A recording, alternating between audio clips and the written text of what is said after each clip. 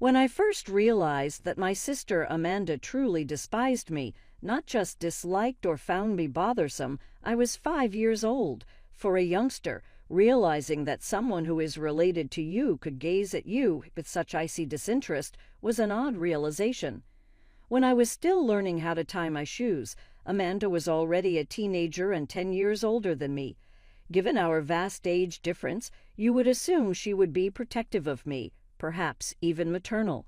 It didn't. She hated me from the beginning for reasons I've never been able to completely comprehend. Her animosity taints my earliest memories. Amanda was frequently left in charge of babysitting me because both of my parents put in a lot of overtime at their accounting business. They would kiss me goodbye and say, "just for a few hours," while I made an effort to hide my terror. Amanda's funny smile would vanish as soon as their car left the driveway. She would remark, "Time for bed, Tasha," even if it was just 6 o'clock. But it's still light outside. I would make a feeble argument. "I don't give a damn. Proceed to your room." She would shove me into my bedroom after marching me upstairs, and then I would hear the latch click from outside, a sound that still haunts me in my nightmares. My room would become a jail cell instead of a place of refuge. When I was a child, Amanda had persuaded my parents to maintain the outside lock for my safety. It was her weapon now. I would yell, "Amanda, please let me out," my little fists almost making contact with the wooden door. She would hiss, "Sheh," from the corridor. "Tasha, you must be silent. You aware of what happens to girls who make a lot of noise? The creatures beneath the bed get ravenous." With my heart racing, I would freeze. "There's no monsters," I would mutter, attempting to persuade myself more than she did. "Oh no. So what's that scratching noise? One is waking up, I believe." I would jump onto my bed and draw my feet up, certain that something was going to grasp my ankles, while she scratched her fingernails at the bottom of my door. Hours would pass while I sat there, too scared to move or even reach for the light switch. Amanda would swiftly open my door as I heard my parents' car pull into the driveway and mutter, "I'll make it worse the next time if you tell them. In any case, they won't believe you." However, I did tell them once, when I was around 6 years old. I was pale, shaky, and had dried tears on my cheeks when my parents came back. Amanda locked me in my room again and said there were monsters under the bed. I murmured, trembling. My father's brow creased, but Amanda gave a theatrical eye roll before he could say anything. Once more, she shares her stories. "Do you recall when she claimed to have spotted a dragon in the backyard last week?" Amanda was aware that I had been playing that game. However, my parents exchanged knowing looks and nodded. "Tasha," my father said firmly, "you shouldn't make up stories about your sister. She gives up her time to watch you, and you should be grateful." Grateful. That word became a splinter in my heart, festering for years afterward. How could I be grateful for torment, for fear, for the growing certainty that in my own home, my word meant nothing against hers? The pattern continued for 2 more years. Amanda babysitting me, locked away, and the monsters under the bed growing more elaborate in her telling. Sometimes they had claws that could reach through mattresses. Other times they could climb walls and ceilings when the lights went out. When Amanda graduated high school and announced she was going to college in Michigan, 5 states away, I pretended to be sad for my parents' sake. But inside, I felt a balloon of relief expanding in my chest. Freedom, safety, the possibility of a normal childhood. The day she left, I watched from the window as my parents hugged her goodbye in the driveway. When the car finally disappeared down the street, I walked to my room and laid down on the floor, deliberately putting my arm under the bed. Nothing grabbed me. No monsters lurked in the shadows. The only monster had driven away, and I had 4 whole years before I'd have to see her again. Those years were the best of my childhood. Without Amanda's constant presence, my parents and I grew closer. They weren't just working automatons who dropped in to feed me between shifts. They became real people with laughter and stories and weekend plans that included me. Mom taught me to bake her famous chocolate chip cookies. Dad took me fishing and didn't even mind baiting my hook. We had movie nights and board game competitions. It was like finally being allowed into the family I'd been orbiting for years. But the shadow of Amanda's return loomed over each holiday break and summer vacation. She arrived with designer bags and stories about her sophisticated college life, bringing expensive gifts for our parents, a cashmere scarf for Mom, a leather wallet for Dad. For me, nothing. Not even a candy bar or a pencil from her university bookstore. The first time it happened, at Christmas when I was 9, I couldn't hide my hurt as I watched Mom and Dad unwrap their presents while my hands remained empty. "Where's Tasha's gift?" Mom asked, noticing my expression. Amanda waved dismissively. "She's just a kid. She doesn't need expensive stuff. I'll get her something from the gas station on the way home if it's that big a deal." But she never did, and the next holiday it was the same pattern, and the next. Eventually, I stopped expecting anything and learned to make myself scarce when she visited. High school was a refuge from the family drama. I wasn't popular, but I had good friends, decent grades, and teachers who appreciated my quiet focus. By 17, I had college applications ready, a part-time job at the local bookstore, and a future that seemed refreshingly Amanda-free. Then came the announcement. "Your sister's getting married in March," Mom said one night over dinner, her face glowing with excitement. "Isn't that wonderful?" "Great," I nodded, calculating in my head. That would be during my spring break of senior year. I didn't love the idea of spending my vacation at Amanda's wedding, but maybe it would be a chance to finally be included as an adult family member. Maybe I'd even be a bridesmaid. The thought was both exciting and terrifying. 2 weeks later, Amanda swept into our house with a diamond ring and her fiancé in tow. Derek seemed nice enough, quiet, well-dressed, with a polite smile that never quite reached his eyes. Perfect match for my sister, I thought uncharitably. "We're planning an intimate ceremony," Amanda announced over dinner. "Actually, we've decided to have a child-free wedding." The table went quiet. Dad cleared his throat. "Child-free, but it's just family. Derek and I want a sophisticated atmosphere. No distractions." Amanda's eyes fixed on me. "No one under 18. I stared back, the meaning crystal clear. "I'm 17. I'll be 18 in 4 months. Rules are rules, Tasha. I'm sure you understand." I looked to my parents for support. Mom was studying her plate. Dad shifted uncomfortably. "It's Amanda's wedding," he finally said. "She gets to decide how she wants it." "Exactly," Amanda said triumphantly. "Besides, someone needs to watch the house while everyone's gone." I felt like I'd been slapped. They were all going, my parents, relatives from both sides, family, friends, everyone except me, left behind like an unwanted pet. After dinner, I retreated to my room fuming. I didn't cry. I was too angry for tears. Part of me wasn't even surprised. This was classic Amanda, finding the perfect way to exclude me while looking completely reasonable to everyone else. The day of the wedding, I stood in the driveway, watching my parents drive away in their formal clothes, feeling hollow. For the next 8 hours, I wandered the empty house, flipping through TV channels and trying not to think about what was happening at the Lakeside Hotel. That evening, when my parents returned, they were full of stories, the beautiful flowers, the touching vows, the delicious food. I nodded and smiled in all the right places, playing the role of the interested daughter. 3 days later, scrolling through social media, I saw it. Amanda had posted her wedding album. I shouldn't have looked, but curiosity got the better of me.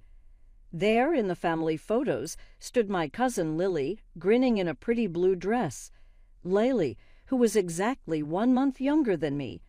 I zoomed in on the photo, thinking I must be mistaken, but no, it was definitely Lily. My hand shook as I dialed her number. "Oh yeah," she said casually. Amanda said the age thing was just a guideline, not a strict rule. Didn't you know? I hung up without responding. The betrayal burned in my throat. It wasn't about having a child-free wedding. It was about excluding me specifically, and everyone, including my parents, had gone along with it. That moment changed something fundamental in me. I stopped trying to earn Amanda's approval or my parents' understanding. I focused on graduating, getting scholarships, and planning my escape to college. The next time I saw Amanda was at Thanksgiving, 6 months later. I was freshly 18 and heading to State University in January. She made small talk about married life, and I responded with polite disinterest. The elephant in the room, her wedding deception, went unmentioned. My college years flew by. I studied marketing, made friends who knew nothing about my family dynamics, and gradually built a life that was entirely my own. I came home for major holidays, but kept my visits brief. Amanda appeared intermittently, usually when she wanted something from our parents. Then came the baby announcements, first Ryan, then Michael, and finally Ethan. 3 boys in 6 years.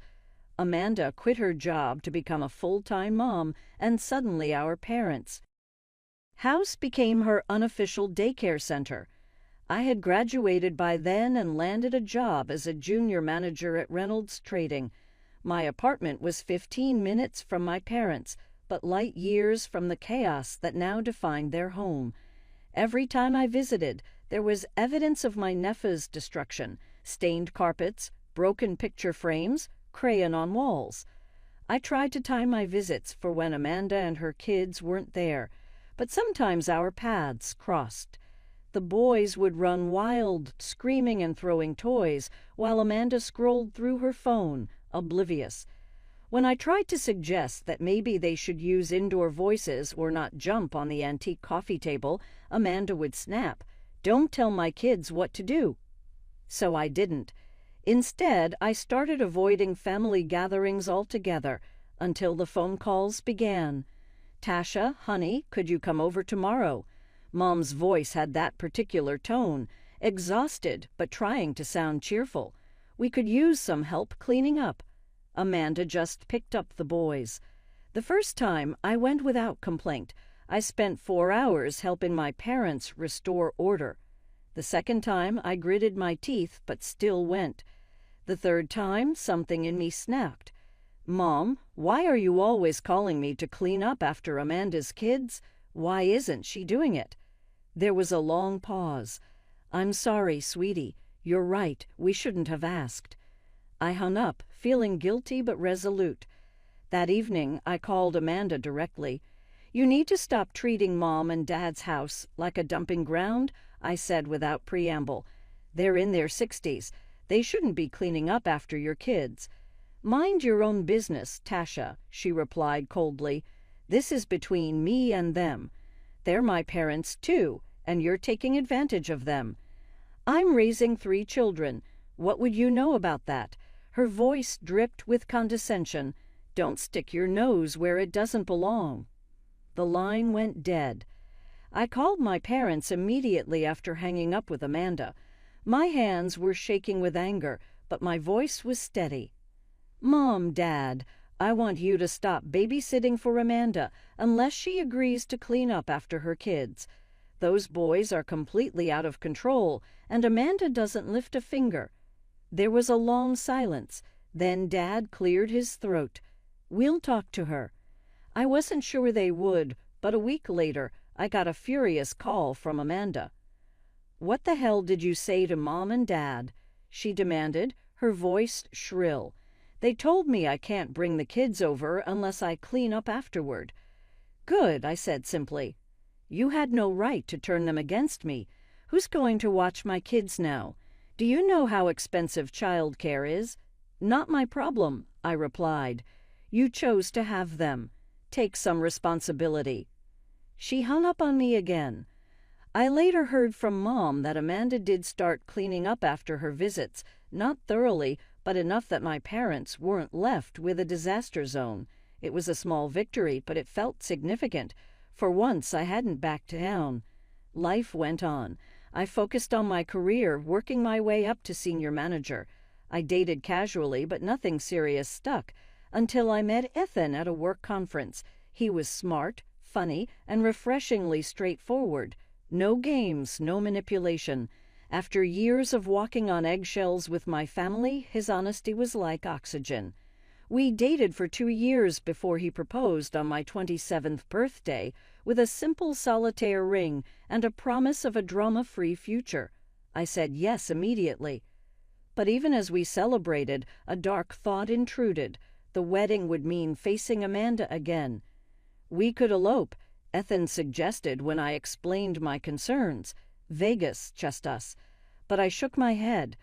I won't let her rob me of a proper wedding. I want my friends there, your family, everyone, except my nephews. Ethan raised an eyebrow. Bold move. Your sister won't like that. I know. I took a deep breath. But after seeing what her kids did to my parents' anniversary party last month, the cake smashing, the screaming during the toasts, I can't risk it. So I made the announcement on social media. We're thrilled to be planning our wedding for next June. Note, this will be a child-free event. No guests under 16, please. We love your little ones, but want everyone to enjoy an adult evening. Most responses were positive. Friends with children promised to arrange sitters. Ethan's family completely understood. My post received likes, hearts, and supportive comments, all except from Amanda. A week later, I went to my parents for our usual Saturday dinner. Walking through the front door, I heard the familiar chaos before I saw it. Shrieks, thumps, something breakable crashing to the floor. Amanda and her boys had happened to stop by. Ryan, now 12, ran past me with a water gun. 8-year-old Michael was jumping from the sofa to the loveseat, his shoes leaving dirt marks on the upholstery.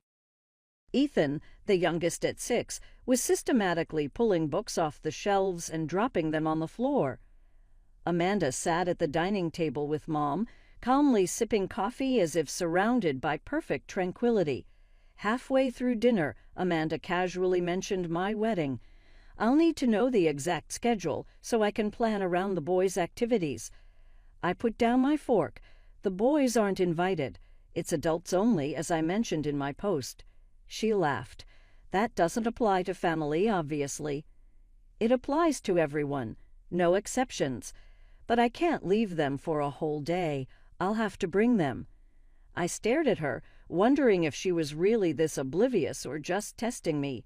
No, you won't. You'll need to find a sitter. There's no one I trust with them for that long. They're coming with me. Her tone was final, as if the matter was settled. Amanda, I said slowly, let me be clear. If you show up with your children, you won't be allowed in. It's my wedding. My rules. You're just doing this to get back at me? She snapped, her composed facade cracking. Because I didn't let you come to my wedding. I blinked in surprise. What? That was 10 years ago. This has nothing to do with that. Liar, you've always been vindictive, always making up stories about me. I gestured to where Michael was now using the curtains as a climbing rope. This is why your kids aren't invited. They're completely out of control and you do nothing about it. Amanda stood up so abruptly her chair fell backward. Boys, we're leaving. She stormed out, children trailing behind her like destructive ducklings, leaving the usual disaster in their wake. After they left, my parents gave me disappointed looks. Was that necessary? Mom asked. You could have handled it more diplomatically. Like how? By letting her walk all over me like she always has. No, thanks. Dad sighed. They're just children, Tasha. They're family. Look around you, I said, gesturing to the chaos. Do you want this happening during my vows? During our first dance? While everyone's trying to enjoy a meal that Ethan and I are paying a fortune for? They didn't have an answer for that. 2 days later, Amanda posted a long, self-pitying rant on social media. Heartbroken that my own sister is excluding my precious boys from her wedding out of spite. Family should come first, not petty grudges from the past. Instead of responding directly to Amanda, I simply commented, "To clarify, our child-free policy applies to all guests under 16, not just specific children. We want an elegant evening that all adult guests can enjoy." What I didn't expect was the flood of comments that followed, not from friends, but from relatives. Those boys knocked over my grandmother's urn at the family reunion. They pulled the tablecloth off at Thanksgiving and broke all my good china. One of them bit my daughter at the Christmas party. Amanda deleted her post within hours. The weeks leading up to my wedding were a blur of final arrangements, dress fittings, and nervous excitement. Amanda had gone suspiciously quiet after her social media backfire. No calls, no texts, no more complaints to our parents. The silence made me uneasy. That's when my phone rang. It was Lily. "Tasha, I need to tell you something," she said, her voice low. "I was talking to Jen yesterday. You know, Amanda's friend from college, the one who was her maid of honor." "Yeah." "According to Jen, Amanda is going to have the boys accidentally spill something on your dress during the reception, and Ryan is supposed to push over your wedding cake. Jen felt horrible about it and confided in me. After I hung up, I sat in stunned silence. Even for Amanda, this was a new low, not just ignoring my wishes, but actively planning to ruin my wedding day. I told Ethan, expecting him to be as shocked as I was. Instead, he was eerily calm. "We'll hire security," he said simply. "Give them pictures of Amanda and the boys. No drama, no scene. They just don't get in." We hired 2 security guards from a professional firm, gave them photos of Amanda and her children, and instructed them, politely but firmly, not to allow them past the entrance under any circumstances. The morning of the wedding arrived with perfect blue skies. As my bridesmaids helped me into my dress, I felt a surprising sense of calm. Whatever happened with Amanda, I was marrying the man I loved. That was what mattered. The ceremony was scheduled for 4:00 p.m. At 3:30, my phone buzzed with a text from the head of security. "Subjects have arrived with 3 minors, proceeding as instructed." I took a deep breath and handed my phone to my maid of honor.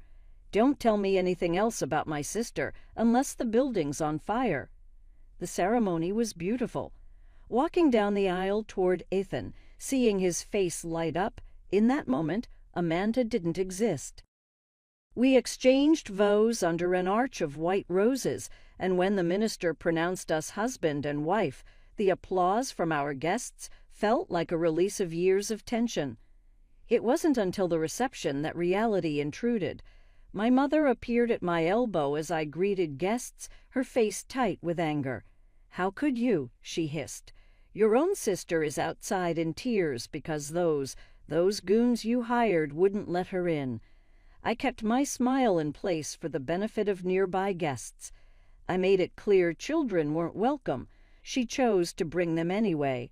"Their family, Tasha. What do you expect her to do with them?" "The same thing every other parent here did, find a babysitter." Mom's eyes filled with tears. "Your father and I are going to take her home. I hope you're satisfied with yourself." I watched as they slipped out, choosing Amanda yet again.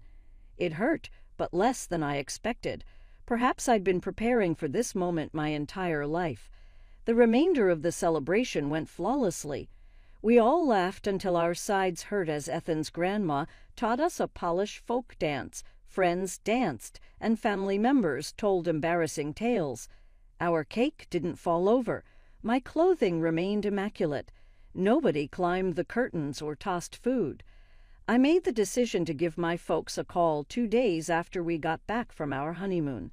I believed they should understand why I had hired security so they wouldn't think I was being spiteful.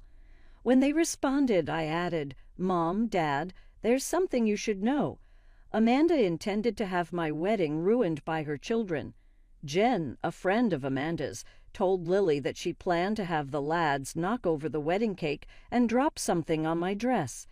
There was an overwhelming quiet on the other end. "Tasha, I can't believe you're still making up stories about your sister after all these years," my mother said in a chilly, contemptuous tone. Protesting, "I'm not making it up," I said. Jen told it straight to Lily. Why would I tell a falsehood? My dad let out a deep sigh. "Tasha, you've always had a vivid imagination. Your sister always seems to be the worst. This has gotten out of hand." As I closed my eyes, I was taken back to my early years when Amanda had locked me in my dark room, warned me about monsters, and accused me of lying to our parents when I informed them. Silently, "I didn't make it up," I murmured. "Lily can confirm it." Dad disregarded it, saying, "Lily's always taken your side. Your sister was very hurt by your actions, and hers has wounded me all my life. However, none of you seem to care about it." There was a pause in the queue. When he eventually stated, "We should talk about this in person." "I don't believe so, Father. I've finished introducing myself. I won't say I'm sorry for shielding my wedding day from Amanda's resentment, even though I love you and Mom." "So that's it. You're simply interrupting us." I let out a sigh. "No, I'm establishing limits. I'll be here when you and Mom are prepared to accept me as an equal part of this family, rather than simply Amanda's obnoxious younger sister who must be submissive."